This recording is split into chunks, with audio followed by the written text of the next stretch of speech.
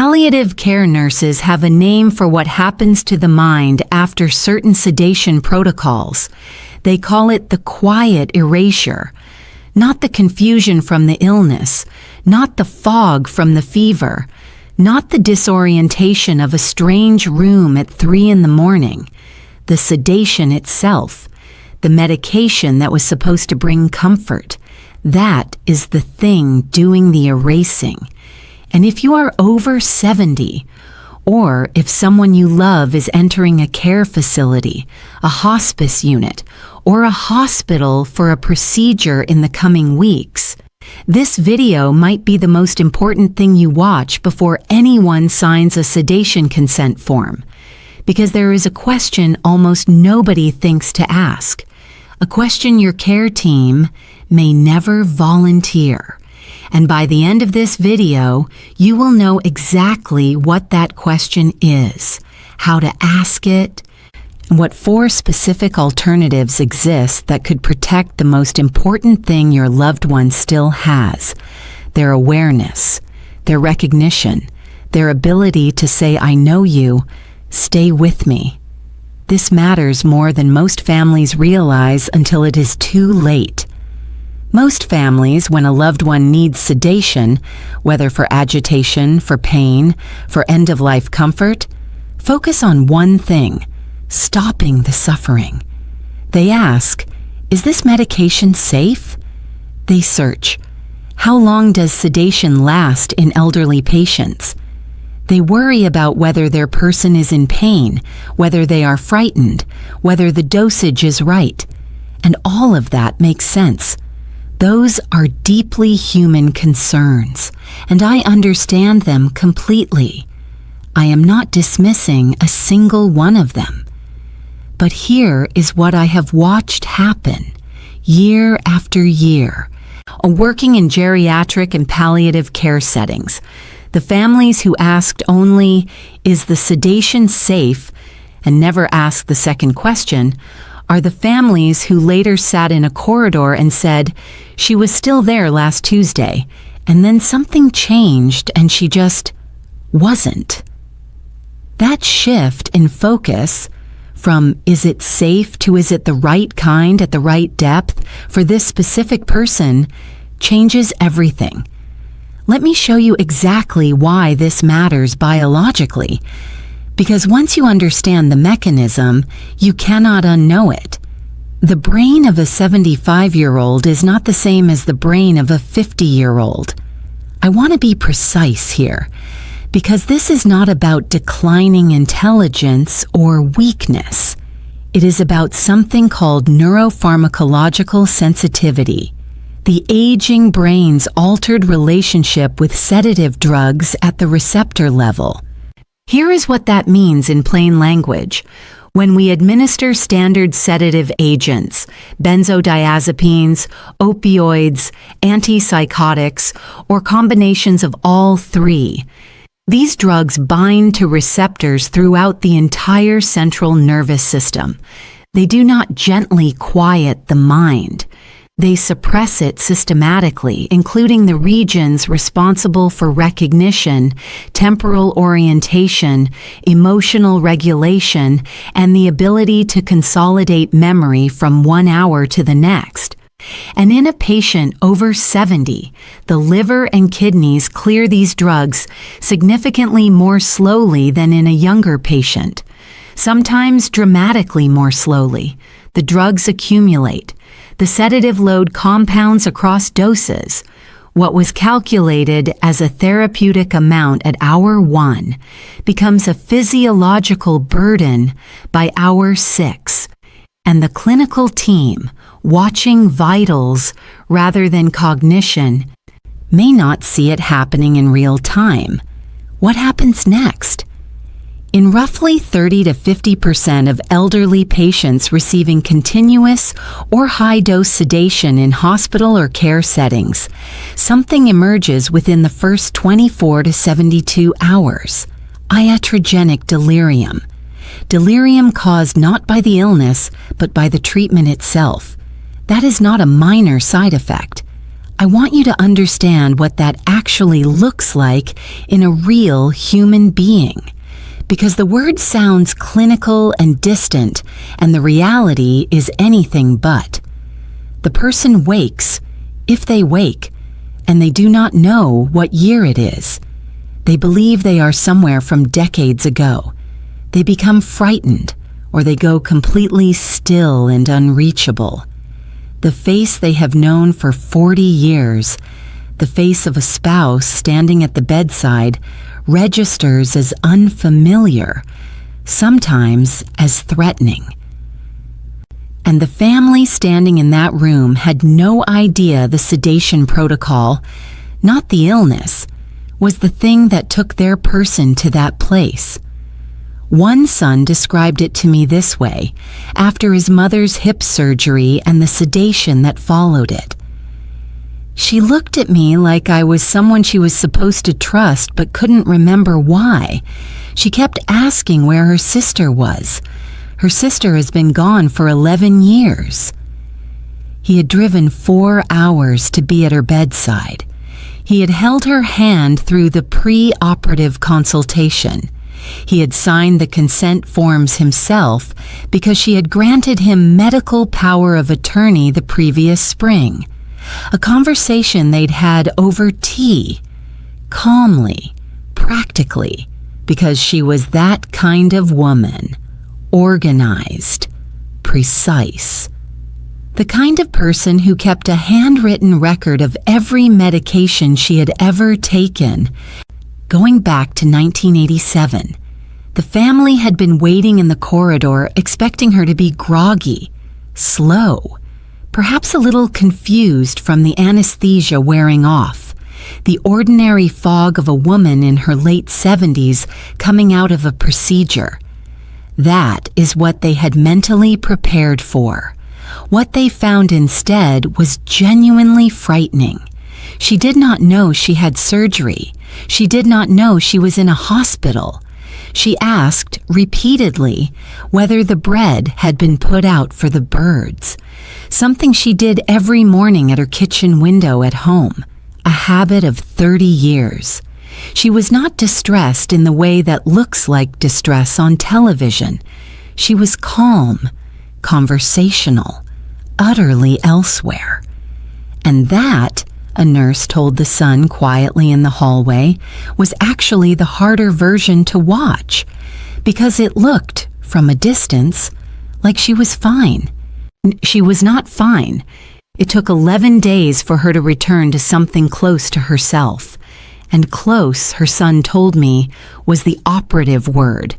Something in the precision, the sharpness, the quickness, the way she used to finish his sentences, did not fully come back. The sedation protocol used on her was standard, routine, designed for the average patient. She was not the average patient.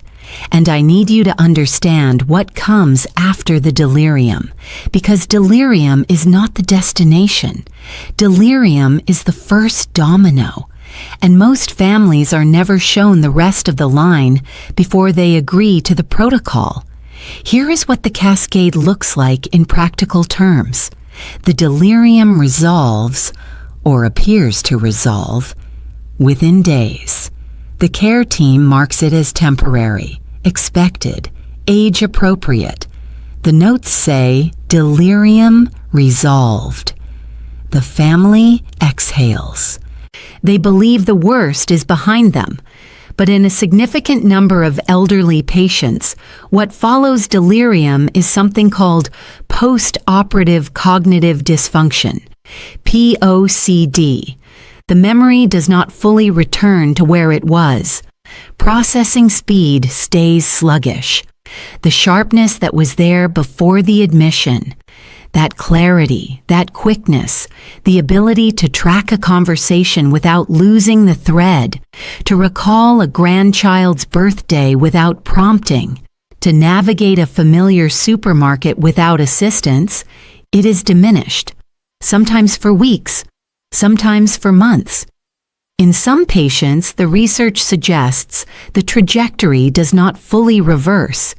And then consider what that means practically, not clinically, practically. This is a person who was managing their own medications the week before admission, paying their own bills, driving to their own appointments, calling their children, not to ask for help, but simply to talk, living with the full dignity of independence, the kind of independence they had spent their entire adult life building and protecting. Now a family member is quietly rearranging their schedule to check in daily.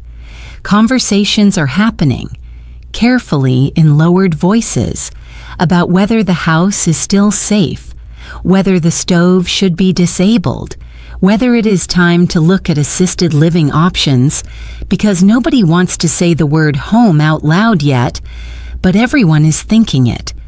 And the medication that was administered to protect them from distress, the sedation that was described on the consent form as comfort care, has instead become the marker in time. The line the family refers to months later when they try to explain to a new doctor what happened. She was fine before that admission. She has not been the same since.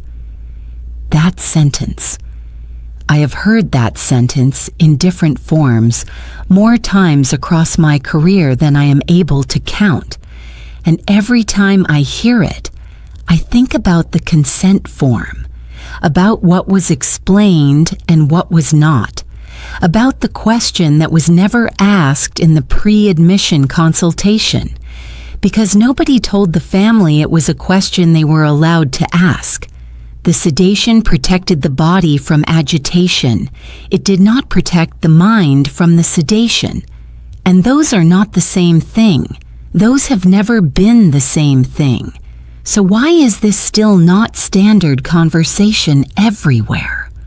Why are so many elderly patients, sharp, independent, cognitively intact people, still receiving the same broad sedation protocols as patients 30 years younger, when alternatives exist, when the research is clear, when the outcomes data has been accumulating for decades?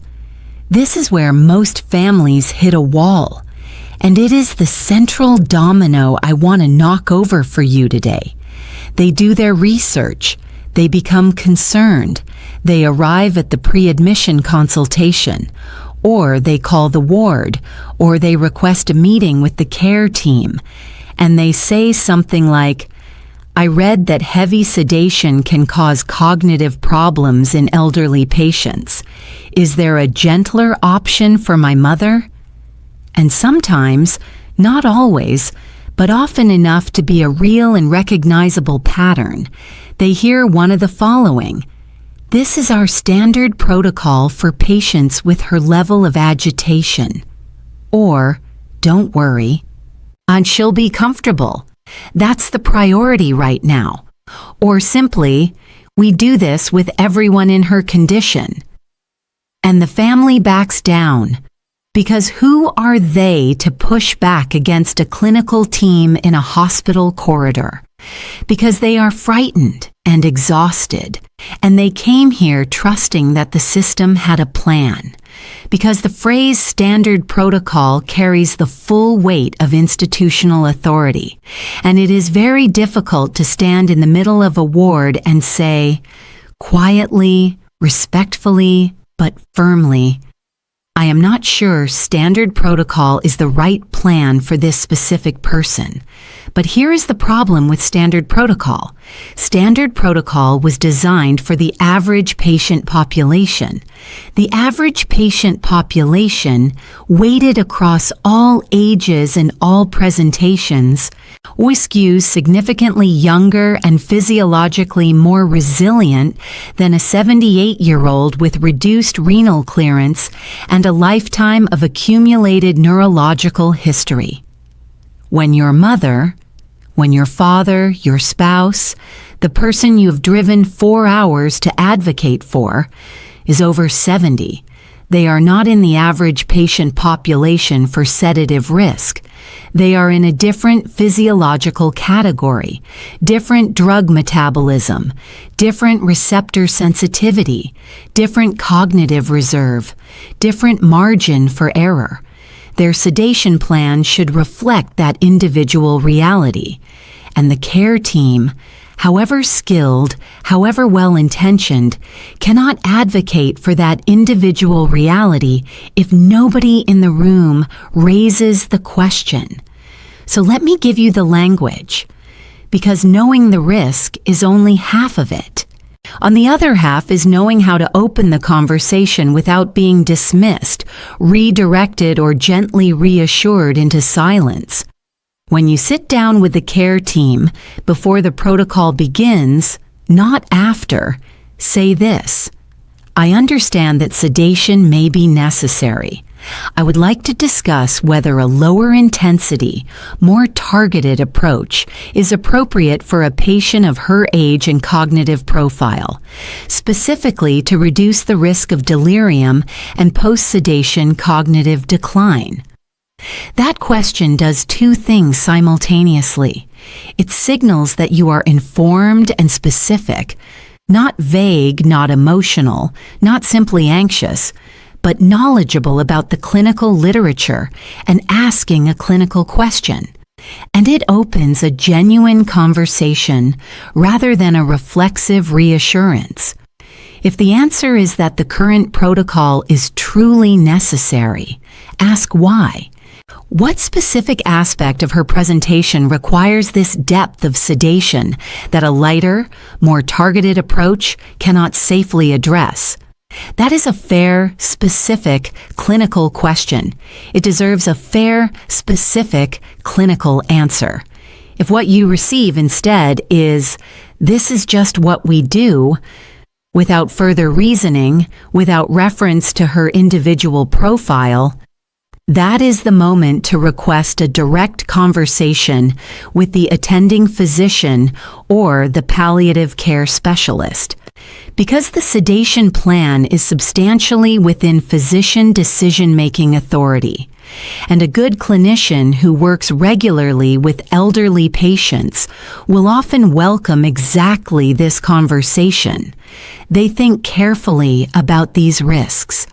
They want to protect your person.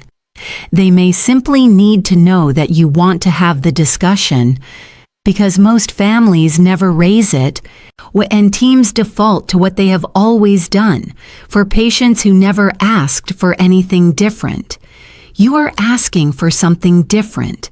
You are allowed to ask, because the reality is that heavy, broad-spectrum sedation is far more avoidable than most families are ever told.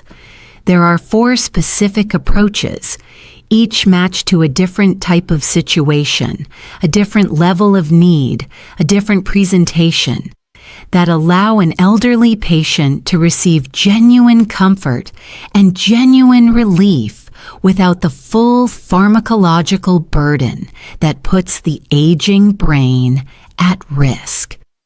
I am going to give you all 4 right now with the detail you need to walk into that consultation and have a genuinely informed conversation. The first, and I want to start here because it is arguably the most overlooked, is targeted low-dose analgesia with non-sedating agents. Most families assume that when a care team reaches for sedation, they are reaching for it because pain and agitation cannot be managed any other way. That assumption is understandable. It is also frequently incorrect.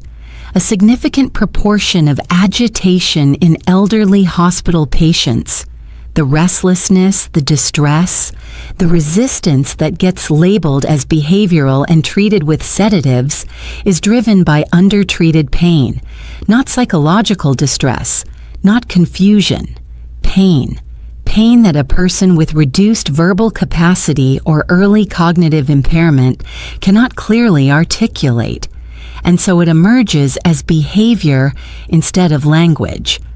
The approach here is precise, low dose, the non-sedating analgesia, pain relief that targets the physical source of distress without chemically suppressing the brain to achieve it, paracetamol at scheduled intervals, low-dose opioids titrated with extreme care to the minimum effective dose, anti-inflammatory agents where appropriate.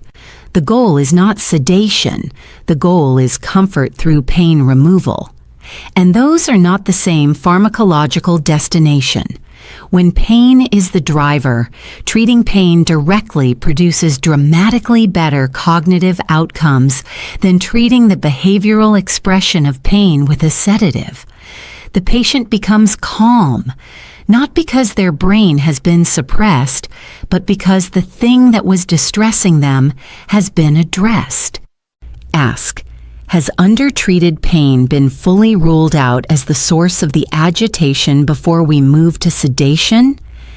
The second approach is environmental and non-pharmacological delirium prevention, and this one surprises families because it does not involve medication at all. The hospital environment itself is a significant driver of confusion and agitation in elderly patients. Unfamiliar surroundings, disrupted sleep from noise and overnight observations, disorientation from the absence of daylight cues, the removal of hearing aids or glasses on admission, two of the most consistently underappreciated contributors to elderly delirium in the entire clinical literature.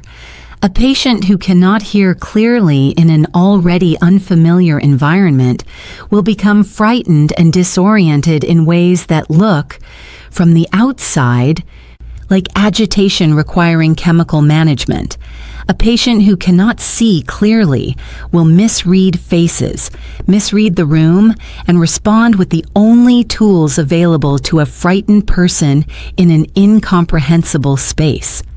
Structured intervention here includes restoring sensory aids immediately and consistently, orienting the patient to time and place at every interaction, not once on admission, but every time a team member enters the room, maintaining natural light exposure during daylight hours, protecting nighttime sleep, bringing familiar objects from home, ensuring a trusted family member is present during the highest risk periods, the first 72 hours, and the transition points between shifts. These are not soft suggestions.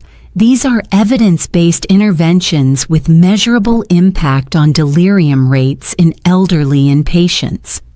They cost nothing pharmacologically.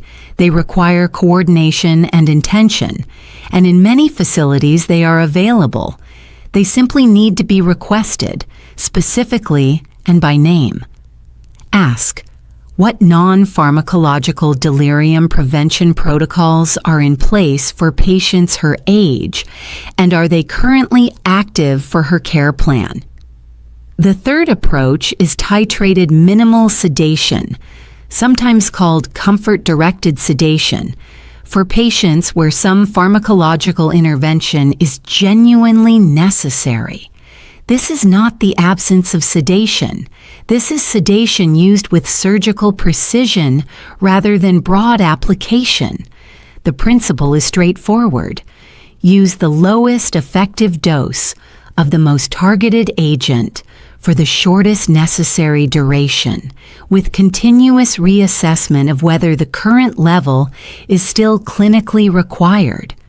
In practice, this means choosing agents with shorter half-lives, drugs that the aging liver and kidney can clear more efficiently, that do not accumulate across doses, that do not compound their sedative effect over 48 or 72 hours the way longer-acting benzodiazepines do.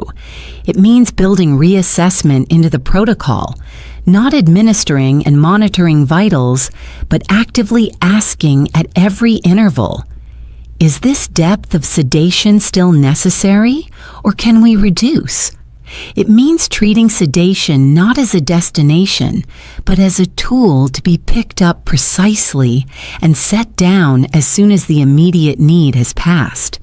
The difference in cognitive outcome between broad sedation, held at a consistent depth, and minimal sedation titrated continuously to need is not marginal. It is clinically significant. Frame of the conversation is a formally documented comfort care plan that separates the goal of sedation from the goal of unconsciousness. These are not the same goal. They have never been the same goal. But in practice, in busy wards under pressure, with families in distress, and teams defaulting to what they know, they are frequently conflated. On a formally documented comfort care plan states explicitly, the goal is the relief of suffering. The goal is not the suppression of awareness as a proxy for that relief. It names the specific symptoms being targeted: pain, breathlessness, severe agitation, and it specifies the threshold at which each intervention is appropriate and the threshold at which it should be reduced or reconsidered. It creates a clinical and ethical framework that protects the patient's consciousness as a value in itself, not as a secondary consideration, not as something to be preserved if convenient, but as something the team is actively required to weigh against the depth of sedation being administered. For families navigating end-of-life care in particular, this document is not a refusal of comfort, and it is a precision instrument for delivering comfort without unnecessary erasure. It is the difference between a team that is managing a protocol and a team that is managing a person. Ask, can we document a comfort care plan that explicitly distinguishes between symptom relief and sedation depth, and that requires reassessment before the sedation level is increased? 4 questions, 4 approaches, each one specific, each one fair, each one a question any clinician working with elderly patients should be able to answer. And most will answer well if someone in the room asks. 2 patients, same ward, same week. Patient 1, a 79-year-old woman, sharp, warm, independent. Standard broad sedation protocol. By day 3, she didn't recognize her daughter. By week 2, she was discharged. Quieter, slower, somewhere behind her own eyes. She never fully came back. Patient 2, an 81-year-old man, same level of agitation on admission, titrated minimal sedation, environmental protocols activated, sensory aids restored within the hour. By day 2, he was asking about the football scores. By day 5, he was home. Same starting point. Different question asked before the protocol began. Before anyone you love is admitted, or before the sedation conversation happens, because it can happen fast, faster than families expect. Write these 4 things down and bring that piece of paper to the consultation. Targeted low-dose analgesia. Treat the pain before you treat the behavior. Non-pharmacological delirium prevention. Sensory aids. Light. Orientation. Presence. Titrated minimal sedation, shortest acting agents, continuous reassessment. A documented comfort care plan. Symptom relief is not the same as unconsciousness. Write the question down too. Can we discuss whether a lower intensity targeted approach is appropriate for a patient of her age, specifically to reduce the risk of delirium and post-sedation cognitive decline? Ask it. Before you are in the corridor watching through a window, before the consent form is already signed. If this video gave you something useful, something you did not have before you pressed play, like it. It takes 1 second and it tells me this kind of content is worth continuing to make. Subscribe if you want to be the person in your family who actually knows these things before the moment arrives, because that moment arrives for almost every family, and it arrives without warning. And share this one, specifically this one. Only it takes 30 seconds to send, and it might genuinely change the conversation someone has with their care team before it is too late. That person may never know you sent it, but they will feel the difference in that consultation room, because informed families receive better, more individualized care for their people, not because the system is adversarial, but because a specific, knowledgeable question prompts a specific, considered response. It changes what happens in that room. Like, subscribe, share it with someone who needs it tonight. Take care of yourself, and take care of yours.